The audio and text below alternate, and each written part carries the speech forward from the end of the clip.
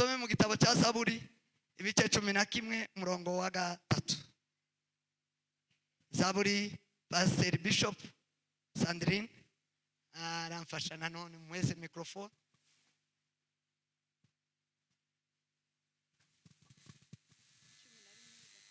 Cumi na rimwe gatatu. Namukunze Bishop none bikomeye. Sawa. Kadusome mu izina rya Yesu. Niba imfatiro zishenywe umukiranutsi yakora iki? Niba imfatiro zisenywe umukiranutsi yakora iki? Yakira ijambo ry'Imana. Amen. Turashimira Imana. Ugihagaze twongere dusoma Abakorindo ba mbere igice cya 3 hajya twasomye ejo.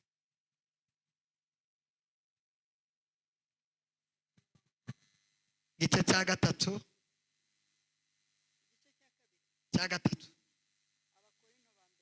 murongo wa 10 no wa 11. Wakorintho wa kwanza sura ya 3 aya 10 na 11. Kuko nta rundi rufatiro umuntu abasha gushyiraho. Kuko nta rundi rufatiro umuntu yabasha gushyiraho keretse urwashyizweho ari rwo Yesu Kristo. Ariko umuntu niyubaka kuri urwo rufatiro, izahabu cyangwa ifeza cyangwa amabuye y'igiciro cyinshi cyangwa ibiti cyangwa ibyatsi cyangwa imyerezi, umurimo w'umuntu wese uzerekanwa urya munsi niwuzerekana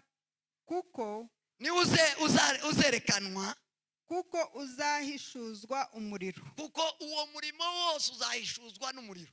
Akaba ari wo kandi uzagerageza umurimo w'umuntu wese. Kandi umuriro ni uzogerageza umurimo w'umuntu wese. Amen. Nakira ijambo ry'Imana. Turarangiriza ahandi nanone Timotheo wa 2. Rwandiko Paulo yandikiye Timotheo wa 2 ibice 2:19 ugeza kuri 21. Niwe mutwe ni cyo giterane niwo mutwe cyangwa se topic mutwe w'ijambo ry'igitera. Timotheo 2:19 ibice 2:19 ugeza kuri 21. Nyamara urufatiro rukomeye rw'Imana ruracyahagaze. Yego. Rwanditseho iki kimenyetso ngo Uwiteka azabe. Yego. Kandi umuntu wese uvuga izina ry'Uwiteka ave mu bidatunganye. Mu nzu y'inyumba ntihabamo ibintu by'izahabu n'iby'ifeza gusa, ahubwo habamo n'iby'ibiti n'iby'ibumba, kandi bimwe babikoresha iby'icyubahiro naho ibindi bakabikoresha ibiteye isoni. Nuko rero umuntu niyiyeza akitandukanya n'ibidatunganye, azaba ikintu cyo gukoreshwa iby'icyubahiro cyejejwe kigirira nyiracyo umumaro. Azaba ari igikoresho cyejejwe kigirira nyiracyo umumaro kandi cyatunganirijwe imirimo myiza yose. Amen. Amen. Mane go umugisha. Hallelujah. Mwakira ijambo ry'Imana. Dushime Imana. Dushime Imana. Tugiye kuganira amagambo, ndakomereza amagambo nanone twaganiriye ejo. Amen. Amen. Abari hano mwumva ijambo ry'Imana. Sema amen. Dutegere ijambo ry'Imana, korari yose iragiye ariko ndakibasuka. Bagiye kugira ati bagiye kudukorera ibyo byo kujya simbiri itubiri isho ntabwo nja kurya ibyo byo ndabireka. Niba bagiye kuducumbira bakareka kuva sinshobora kubika, turavyanze. Niba ari twe bari bagiye gukorera itubirya turabireka itujaye ubare aje ko twebwe wacu suko tubisuko ibyo ndavyanga cyane. Ibyo kujya by'umubiri bibatesha iby'umwuka. Iracyizere rwose. Amen. Bari bambwiye ngo bagiye kudutekera. Ibyo ndio kurobanza umwiganisa. Mamwe arabitetse ejo.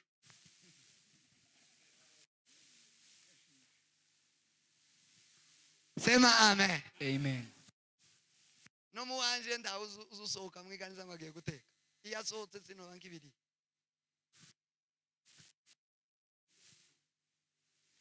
Sema amen. Amen. Narivuze ngo dukomeje kunyigisho twari dukomeje ejo hejuru y'urufatiro. Ibyo navuze ko mbabwira icya kabiri ndababwira ikimenyetso kivuga ngo Uwiteka azabe. Icya gatatu nababwira umuntu ukwiye kuvuga izina ry'Uwiteka. Amen. Amen. Amen. Amen. Amen. Amen. Nashimye Imana ko rino jambo ndimo ndibwira abatangiye ikanisa. Cyane cyane nubwo abakristo batoba ariko ndaribwira kiruhura.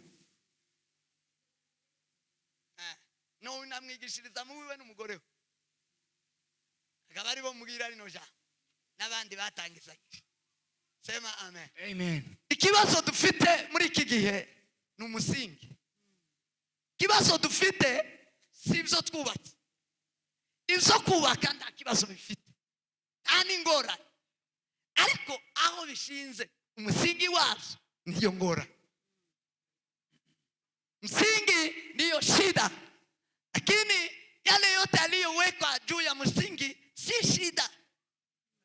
Msingi ukiwa imara, msingi ukiwa na nguvu, chochote utawekea juu kitashikilia. Kitashikiliwa na msingi. Kile kinachoshika nyumba ni msingi. Nyumba iliyo na nguvu, inzu ikomeye, inzu ihagaze neza. Nyumba inayosimama imara ni nyumba iliyo na msingi. Ukristo unaosimama imara kwa shida na matatizo, dunia hii hugeuka. Kunakuwa mchana, kunakuwa na usiku. Kuna wakati wa mvua, kuna wakati wa jua. Kuna wakati wa mashida, kuna wakati wa furaha. Dunia ni mchanganyiko wa hali. Sema amen. Amen. Sema amen. Amen. Na hayo yote yanatingisha nyumba, yanatingisha Mkristo. Sema amen. Amen. Kuna mafuriko, kuna upepo unaozungusha mwanadamu. Kuna mafuriko na upepo unaotingisha mtu. Ukristo, kuna mafuriko na mvua. Yote zinatingisha Mkristo. Lakini Mkristo uliyojenga msingi, hata uwe na masiku mingi ujenge msingi, chochote utaweka juu ya msingi kitashikiliwa. Vuga ngo amen. Amen. Sema amen. Amen. Bwana sifiwe sana. Amen. Kanisa si wa Kristo, kanisa ni msingi. Sema amen. Amen. Sema amen. Amen. Sema amen. Amina. Kanisa si mjengo, hapana. Kanisa ni msingi. Ukristo si kuimba, kuwa na furaha, kuwa na sauti nzuri. Si kucheza kisirimba. Si kujua kusoma na kuhubiri. Kanisa, Ukristo ni msingi. Sema amen. Amen. Sema amen. Amen. Msingi ndiyo chanzo cha mtu. Ndiyo chanzo. Ndicho kinashikilia kile ulicho nacho. Uzuri tena wa msingi hauonekani. Msingi ntuzu garaga. Msingi ntuzu oneka. Fondation. Kwa mnaibona hii inzu ndi moyo. Hii inzu kwiresha. Sema amen. Amen. Wameniambia wewe ni mjenzi. Msingi unaonekana kweli? Msingi ni lazima uchimbe, uweke huko chini.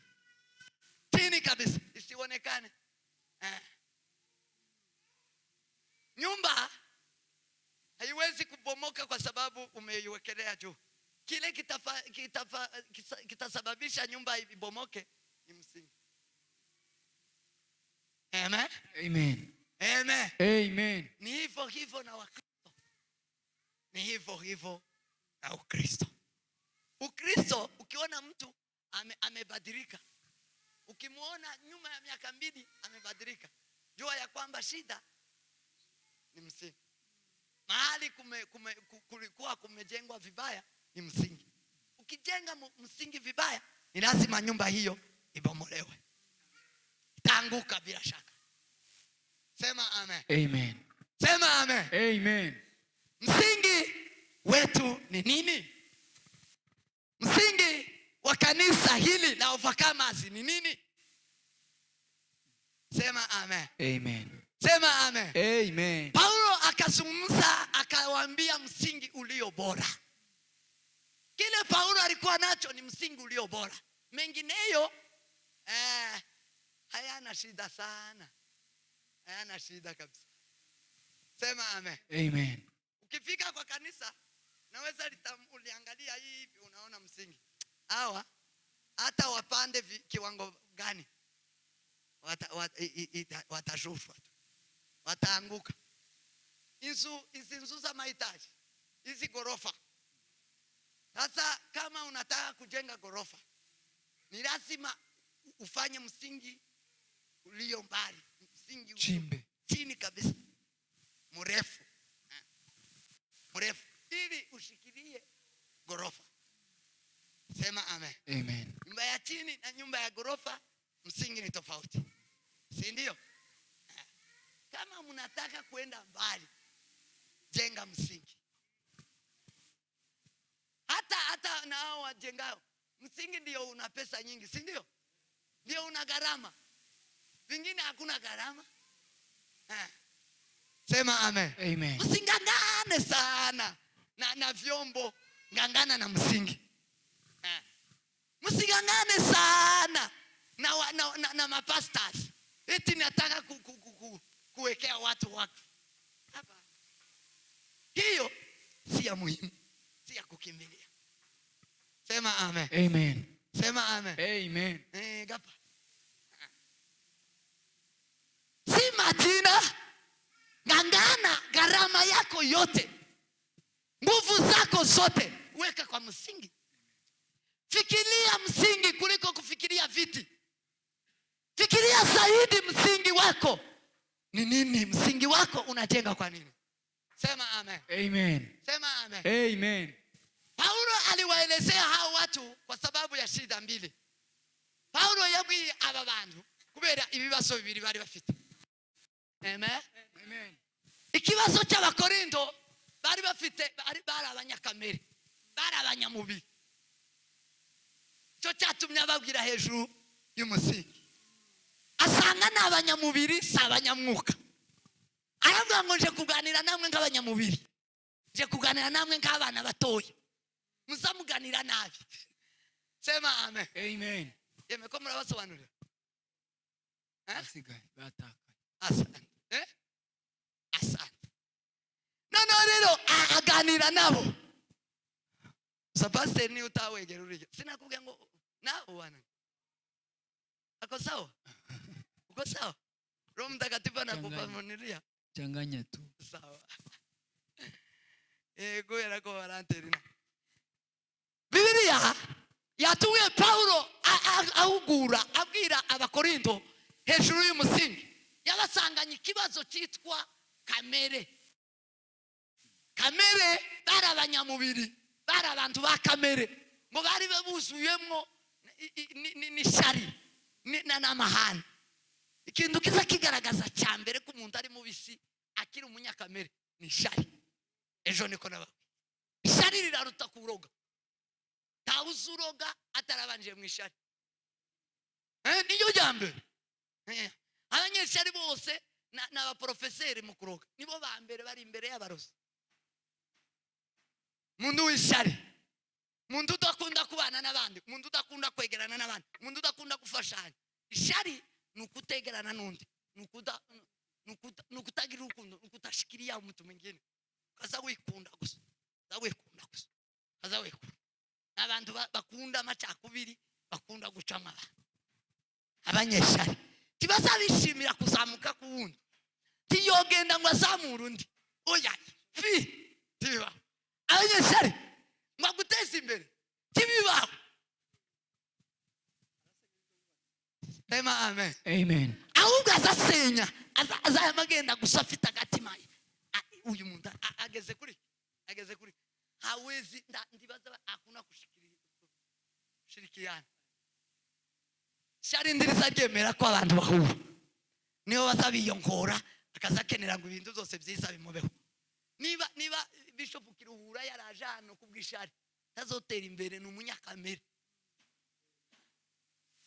Niba yaravuze ngo nanje ndashaka kuba bishop. Nanje ndashaka kuba bishop, ndatandukana n'abariya. Ni marambe bishop. Ishari rimuzuye. Urumva niwe mbambwiriza, niwe naje kubwiriza gatanu. Cyane umuntu naje kubwiriza niwo. Sema amen. Amen. Abandi bumvira w'abakristo. Maze ugira umusingi mwiza. Sema amen. Amen. Kundi kanisa ritangiye cyane. Bwana sibyoza. Amen. Kuko ndandekereza ko ari ryo rije kurokora. Ayaguye. Ayaraguye, ayasinziriye. Ndandekereza ngo iri rivyuste we. Ryo warije gutora ari yose yaguye. Hallelujah. Amen. Amen. Bwana sibyo. Asifiwe Yesu. Ayimidiwe Bwana wa mabwana. Amen.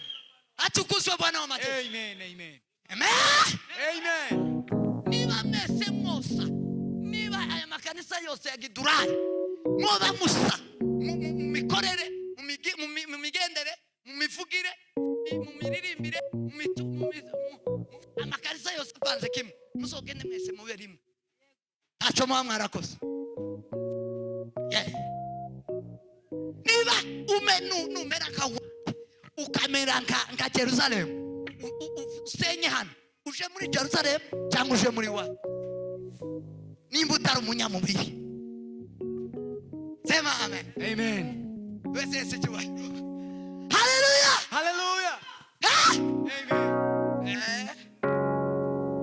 Ugamana ndumva. Abanyamubiri n'abanyeshari ntacobeza bahindura. Azayanga gusa ko mwene se yozamuka, akanga kumutera ingabo mu mugongo ngo azamuke, agashogoka kugira ngo imbaraga zimushirane, nawe agashinga kandi kaduka hano kugira ngo amare abakiriya buyo bagabane.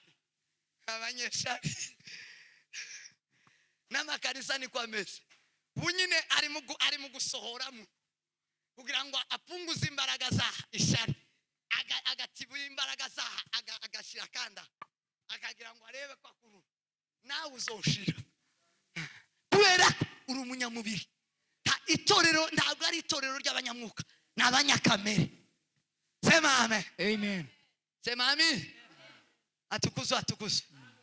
Icyakabiri ngo bagira banakuwa na mizozano kila wakati, buri kanya mizozano, kila wakati mizozano na mahane. Bagira amahane.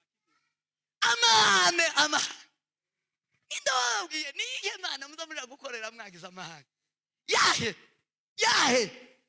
kiru. Imana yo mwijuru yaremye ijuru n'isi, niyo yatanze Kristo umwana w'Imana. Ngugwane numara ubone ushinga ikanisa, wibe numara ushinga ikanisa, utongane numara ushinga ikanisa, ugira icupfa n'umuntu numara ushinga ikanisa.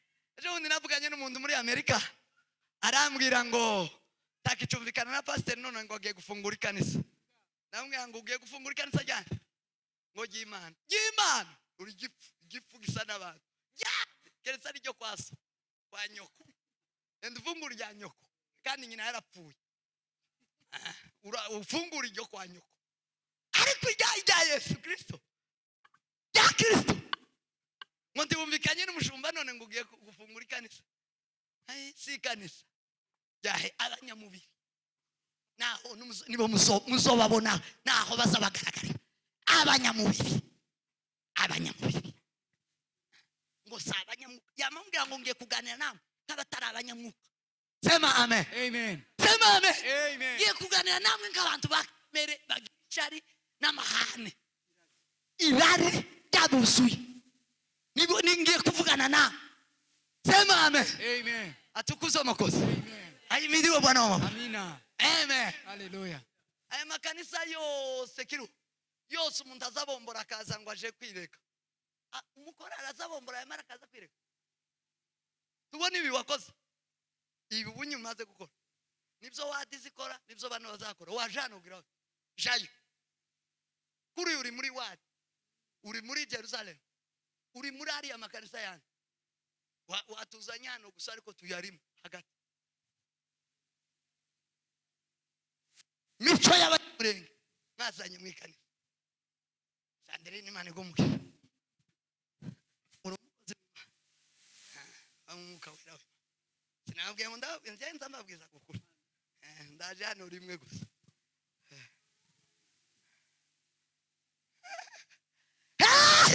Amen. Umukirisitu wamwigisha ijambo ry'Imana ukamwigisha ngo kitugikore. Umukirisitu ukamweza imirimo akazakora bwacakaje kubombora ngo aragaruse. Yazabura uko yirega arirega. Ni makusudi. Tacyamugwiririye. Aho umukirisitu atandukaniye n'umupagani. Umukirisitu biramugwirira. Ariko tabi. Kubombora byaramugwiririye. Nawe yagiye wa undi wabombotse. Nari ngiye kumubaza ngo atubwire amakuru hano. Nimba zaramugwirira. Yagiye. Tubone kanisa. Subira mu bandi. Nudashinga umusingi, usubire mu bandi. Musubire mu bandi. Mwebwe murabiwa. Niba mudashinze umusingi w'ikanisa, musubire mu bandi. Subire muri Jerusalem. Akanisa mufite gusa ishari muri abanyamubi. Mufite ishari mwanze kuzamura hari. Ariko mana we, ariko mana ico ngukundira. Nukutemeze kabantu. Mana ico ngukundira. Nukutemeze kabantu. Haleluya. Imana si mwene wanyu. Imana numusengege prof. Prof numusengege. Imana numusengege. Imana si umusengege. Yamara sika umwega.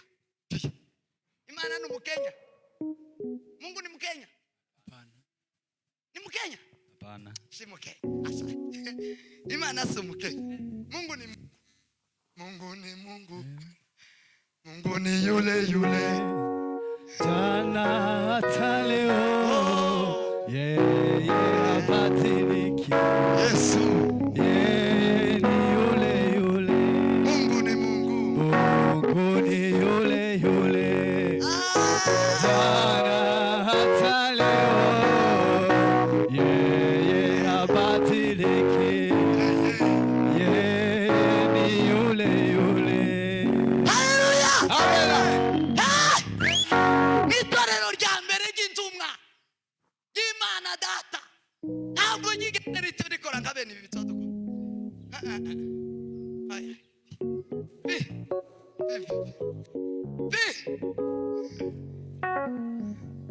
Bwana sivyo bwana. Amen.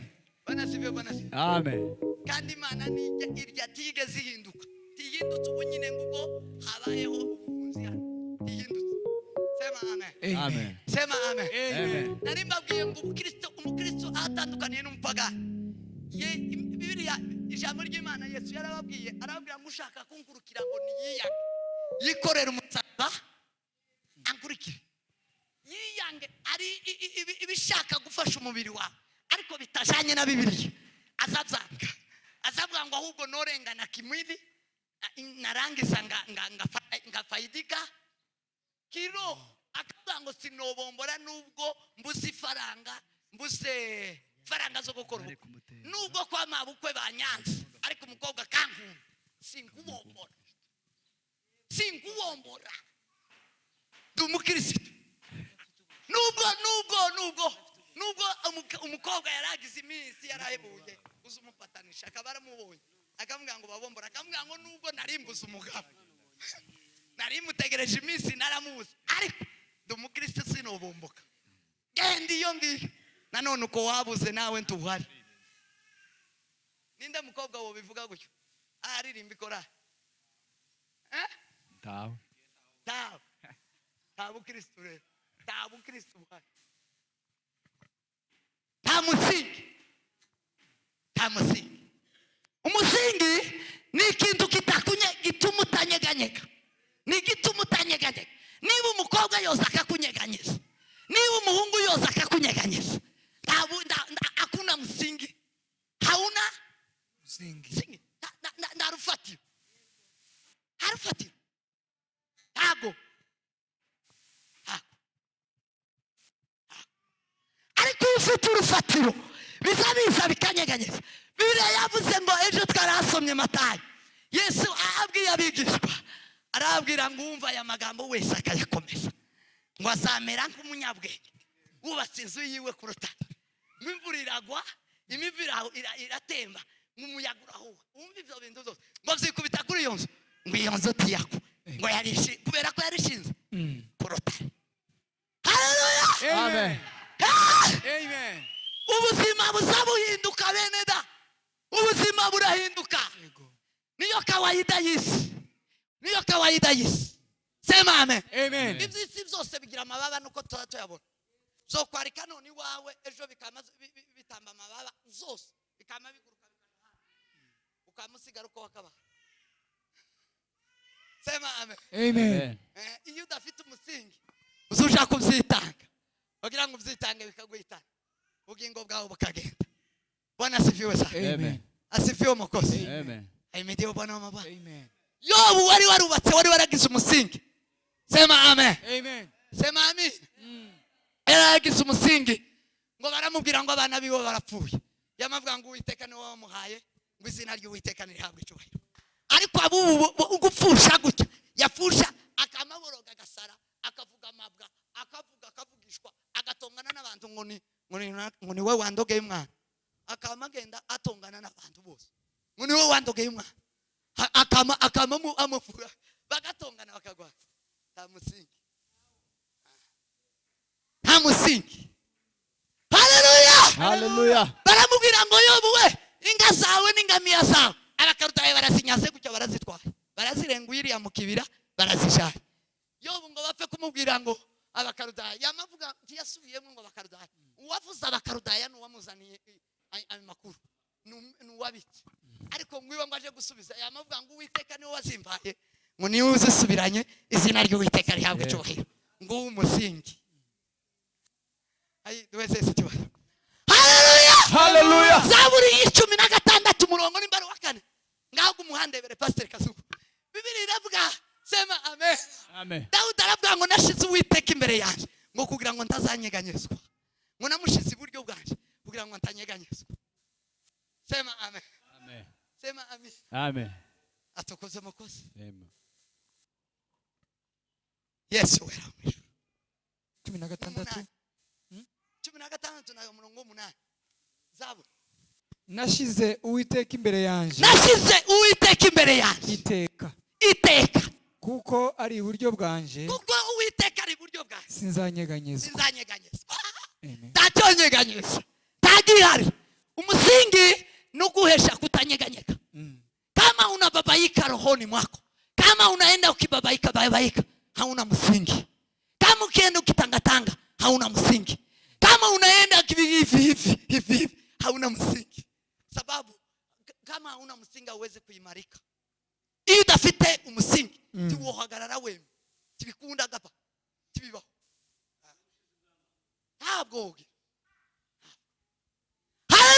Haleluya. Hari abantu benshi bakunda mu buzima bw'abantu bagira imisingi. Nubwo tugenda hepfo atiyemo na hejuru atiyemo, ariko muzamubona tutagwa. Ariko tugira imisingi. Sema amen. Amen.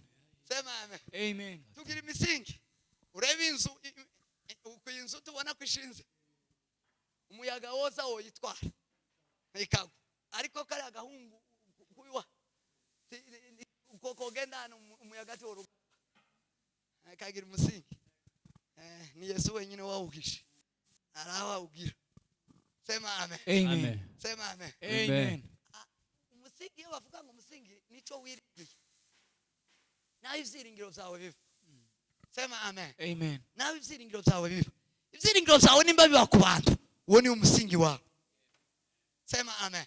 Nimba ibyiringiro byawe biba ku ifaranga niwo musingi wawe. Nimba ibyiringiro byawe biba ku bakomeye umufite mu muryango umunsi bazopfa kadavere utanguka. Sema amen. Sema amen. Bira yavuze ngo abatumva ijambo ryanjye ngo bazaba nk'abapfapfa bubatse mu inzu zabo ku musenyi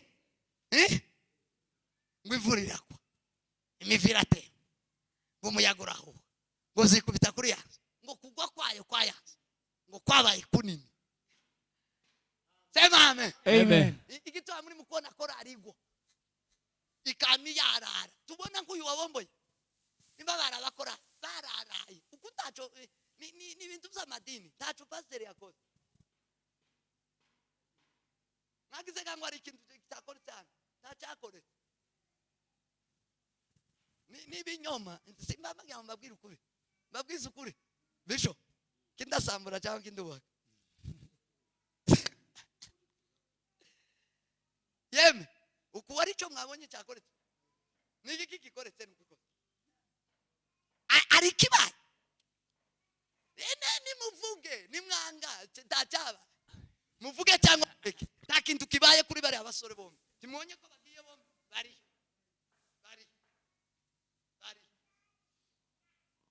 ngo bari tujije batege kurasu kwicuza ni kuri aho mwicurije uyu wacu kuva babomboye iri wacu habaye kwicuza umuntu wa mbere wabomboye tibama babombora umugenda kugeza n'ubu nyine ntibabagenda babombora no muri Amerika ko barabombora kandi abo bose nababa mwikaniza ukunda kintu ukoze gusa wakoze imihango ya kinyamurenge imihango ya kinyamurenge nikorese ubunyine mwikanisa cyane bishaje imihango ya kinyamurenge iyo abandi bazakora hari nivyo mbambabwira ngo murebe neza musingi wayo mutabanya mubiri bishari gusa mwanze kuzamura bano bandi ngo mubane muzahana ariko mwama mwimukana zose mwama mukopa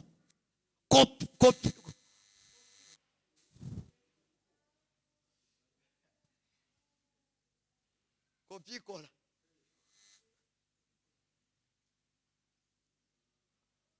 Mungu ni yule muri rurati yeye abadiliki gaba Mungu ni yule tauri tandukanye n'iriri yarindi ryose amwe yose niba ari uyu musingi niba ari bimwasanye igitandukanye gusa n'amazina uvaka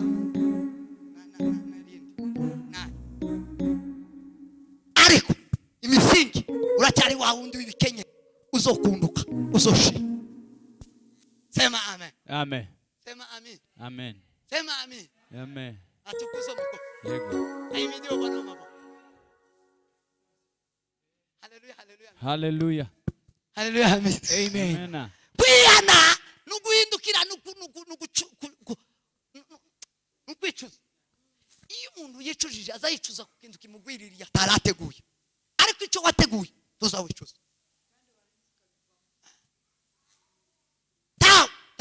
ikigaragara ko abantu baticujije ndore baragiye bombi bari baje gusa ngo bagire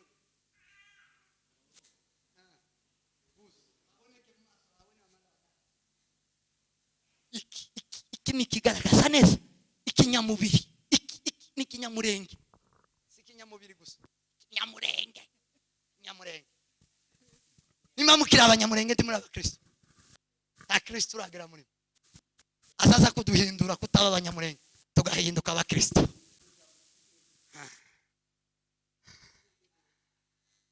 Sema amen. Nimba muno mukira abanyamurenge muri abanyamubiri ntacyo mwaje gukora muno mugomba kuba abakristo bakurikira Kristo bagera ikirenge mu cya Kristo. Sema amen. Sema amen. Musingi umusingi uzutuma tutagwa, uzutuma tusianguke. Umuyaga uzuza ugakubita. Hari igiti kiba muri Palestina, iriya muri Palestina cyitwa umukindo. Uko kiresha hano umusozi niko kiza kiresha ni kuzimu. Kikaresha narwo kiza kibanza kikamanuka kandi ni kirekire. Kiza kibanza kikamanuka kiri kigashaka zamuka. Umuyaga ntuzugitsinda, uzuzuka gikubita kikama kigenda kugira ngo cyaguye kikuna cyamare kama kizuka uko cyakabaye kama gihagarara uko cyakabaye. Umukobwa ufite umusingi n'umuhungu ufite umusingi basaba bombora, akaba mwikorari akamagira ngo bose babomboye. Ntazareba ko baza babombora, ntazabibona, bakagenda bose bakagwa. Ibombora ryose rikagenda rigashira. Periode yo kubombora yose igashira, akamasa akinuka kamusanga arahagaze gusa. Wowe kutabomboye sinza mbombora ndi umukristo.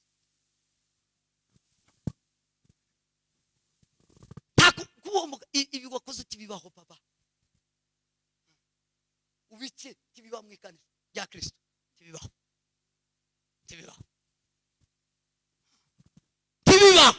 kandi yambwiye ngo yari umukristo ngo wirubuye ngo numukora ngo amarara bombora.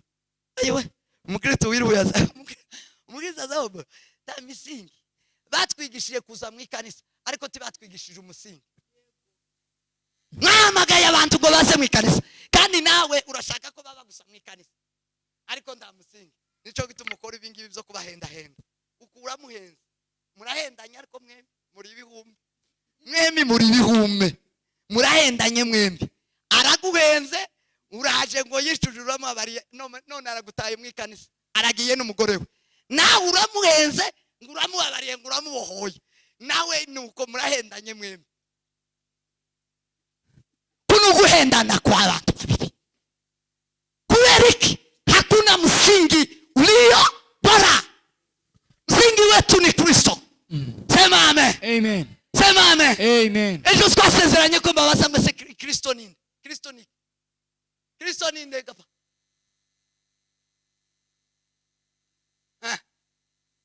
Kristo Yesu ninde? Numwana w'Imana. Iryo rero cyari izina gusa. Timuramumbwira. Kristo ninde? Ariye kwa tubona ikikurimo. Kristo ninde?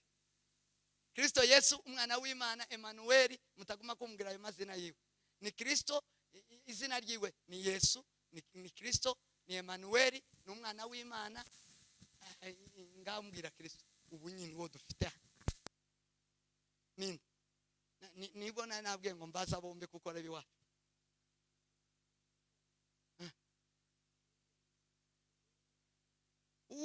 Ko turamona se no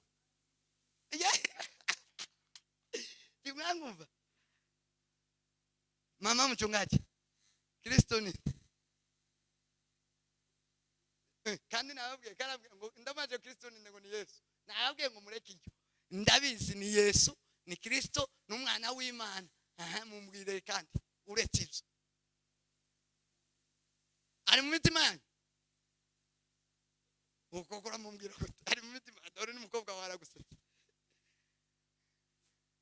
Kristo. Yes. Kristo ni Ijambo.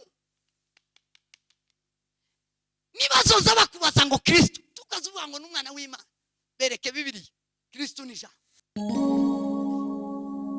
Kristo nguyu. Soma Yohana igice cya mbere umurongo wa mbere. Ni icyatumye tutamwakira itumuzi. Baza bavuga gusa ngo Kristo wabambwe, ngo Kristo umwana w'Imana, ngo Kristo wo mu mitima. Kristo wo mu mitima ari tawe mugira ngo abamuri ari he? Kristo ari he? Gituma tutagira imisingi tumuzi. Soma. Mbere na mbere ry'Imana ahinduka umuntu. vuga soma neza. Muravuga ngo Yesu Kristo ari we jambo ry'Imana. Yesu Kristo ari we jambo ry'Imana. Ahinduka Yesu Kristo ni jambo ry'Imana. Ahinduka umuntu. Ni jambo. Yes. Guhinduka kwaje nyuma kandi kwakuweho. Ubu nyine Yesu tukimubona ari umuntu. Ari uwo muzamubona. Jambo ni Imana. Soma. Yesu ni umusingi no. Mbere na mbere hariho jambo. Mbere na mbere hariho jambo. Jambo yahoranye n'Imana. Jambo yahoranye n'Imana. Kandi jambo yari Imana. Kandi jambo yari Imana. Uwo yahoranye n'Imana mbere na mbere. Uwo yahoranye n'Imana mbere na mbere. Ibintu byose niwe wabiremye. Ibintu byose bitubona niwe wabiremye. Mwe byose. Kandi muzaremwe byose. Kitaremwe nawe. Nta na kimwe kitaremwe nawe. Harimo ubugingo. Muri we harimo ubugingo gapapa n'umugore wiwe. Kandi ubwo bugingo bwari umuco. Kandi ubwo bugingo bwari umuco w'abantu. Bwari umuco w'abantu. Niwe muco w'abantu. Niwe muco si uyu nguyu wo kubombora. Uyu tugira si w'abantu. Uyu nguyu si umuco. Niwe muco yazaniye abantu. Sema amen. Amen. Ubugingo bwacu. Ubugingo buri muri Kristo Yesu. Niwe muco watuzaniye. Uwo niyo musingi uriyobora. Uwo muco uvira umwijima. Uwo muco waje kuvira mu mwijima. Mwicura burindi bareba z'ababombora. Waje kuvira muri korari kugira ngo ndibakabombore. Waje kuvira muri bakina mama kugira ngo ndibakaroke. Waje kuvira mu bagabo kugira ngo ndiba mu isoga ndibasambane. Waje kuvira mu bapasteri kugira ngo ndibabe mu madini mu mihango y'abisi kugira ngo bahinduke Kristo. Haleluya. Amina. Haleluya. Amen. Uwo muco waje kuvira hose kugira ngo abantu bahinduke. Ntibase n'abantu, base na Kristo. Base n'Imana. Amen. Ariko uwo mwijima ntiwamumenya. Ariko ikibazo kiriho ubu nyine. Uwo mwijima ntiwamumenya. N'ubu nyine abantu tibamuzi. Basa bavuga ngo Kristo wabambwe, ngo Yesu Kristo umwana w'Imana. Ngo Kristo ninde? Ngo ni Kristo nyine. Ngo n'umwana w'Imana. Ngo abamurisha. Ayiwe. Ngo nubuki mwamusubiza. N'ubu tibaramumenya. N'ubu abantu tibamuzi. N'ubu abapasteri ba bishop tibamuzi. N'ubu abavuga ubutumwa tibamuzi. Abayumbe tibamuzi. Yarashe yarayoberanye muri bakondite. Tibamuzi. Tibamuzi kubera iki? Tibagira ijambo. Ni ego nicyo taza bigisha. Tibagira ijambo. Tibagira za Bibiliya. Ni bande bafite za Bibiliya hano? Birazanyu ziri hezo. Ziri. Tazo mugira. Montazo bagira. Aho. Abangaba ni babombora numara muhendane mwese. Muzohendana. Mwarashatse. Mwarabomboye ke. Suguhendana se. Woreka kubombora gututagira Bibiliya. Timugira Yesu. Ha Yesu batuhe. Mworeka gute kubomba. Nubu nyine ndawe muragira.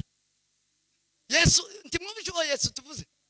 Yesu ntimumwumvishe. Nubu tibaramumenya. Nubu tibaramwumva. Yesu ni jambo. None niba ushaka Yesu, uja kugura Bibiliya. Niba ushaka kumwakira, mubwire umusingi mwiza, uja kugura Bibiliya. Numara uyisoma, numara uyitinde, uzomubona. Yesu ntabwo atibuka mu mitima yanyu. Ntabwo tuyimuvukana. Uyu mwana yavukanye amaraso ya se na nyina. Ariko ndiyovukana Kristo. Timwavukanye Kristo ndawo mufite. Ntawe mugira. Muzomuririmba muzovuga gusohoka. Ariko ndawo mufite. Mumushake wa. Umushake. Uvuze neza cyane. Mugende mushake Kristo. Shaka umusingi. Haleluya! Yes! Nitu mitorero ryabuze mwenekeho. Nta jambo. Ryabuze ijambo. Dawudi yaravuze ngo nabike ijambo ryawe mu mutima wanjye. Ngo kugira ngo ntazagucumuraho. Mworeka gucumura kuwiteka gute. Mutagira ijambo. Mutagira Kristo. Kristo ni wowe wenyine gusa. Wujuje amategeko. Iyo utafite ijambo. Tiwo bimenya tibikunda. Muzokora amafuti muzohendana gusa muzavuga muri mwikanisa. Uko sokuba muri kanisa, uko sokuba muri Kristo. Uko no kuba muri Kristo. Uko baya muri Kristo. Ayiwe. Kinyoma. Guhendana kwa pastor. kugendana kubeshana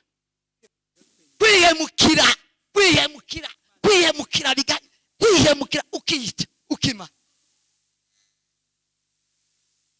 no gufata imihango mugafata ibisanazo mukabizana mukabesha biriya yakoze byanditse muri Bibiliya divyemeye ko umushumba akora ikintu kitanditse muri Bibiliya atayobowe n'umwuka we. Dawudi yaravuze ngo ijambo ryawe ngo nitara riyobora ibirenge byawe rimurikira iki ibirenge byawe. None ibi birenge byaje gukora kino wabisomye yanabuze naho asoma.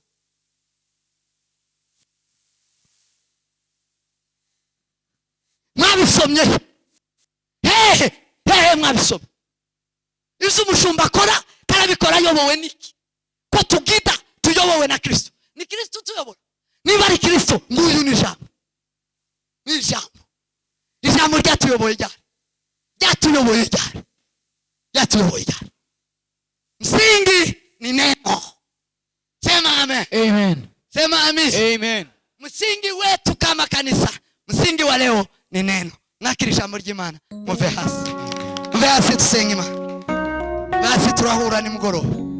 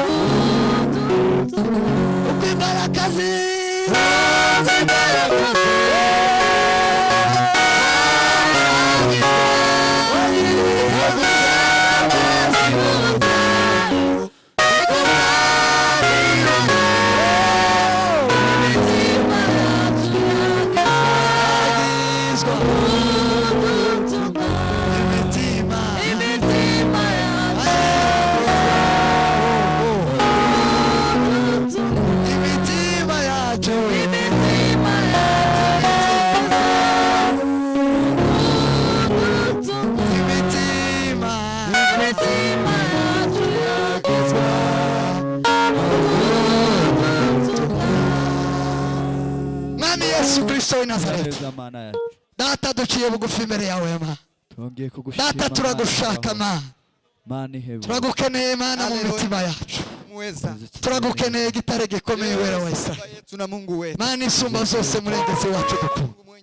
Izina ryawe rishyirwe hejuru Yesu. data ni wowe musingi, mwami data ni wowe urufatiro, ni wowe urufatizo mana, ni wowe urufatizo Kristo mana. Duheshe kukumenya, duheshe kugusobanukirwa, duheshe mwami data gutunga ijambo mu mitima, duheshe kuyoborwa n'ijambo ariwe Kristo, ariwe Kristo w'Imana, ariwe Kristo w'Imana. Jambo Kristo w'Imana, jambo Kristo w'Imana, jambo mwana w'Imana, jambo Yesu w'i Nazareti, jambo rizima.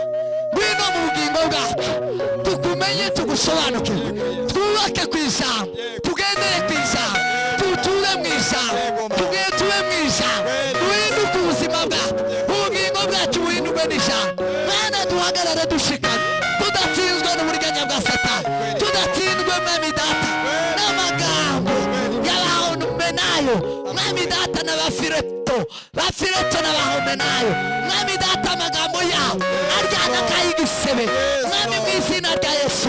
Inkuru zitari ukuri, mwana w'Imana isumba zose, gitare gikomeye wera wese.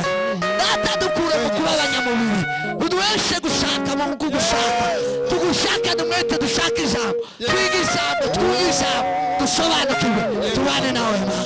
Data urakoze mwami data muri iki gitondo, muri aya manywa y'uno munsi tugushimiye ko wabanye natwe muri iri teraniro. Ureke ijambo ry'Imana ribe mu mitima yabo bose, bagira urufatiro wawe na msingi ulio bora, yaani neno lako Baba kama msingi, jina lako Baba wa mabwana liwabariki wote, wabariki, ninawabariki mikononi mwa Mungu.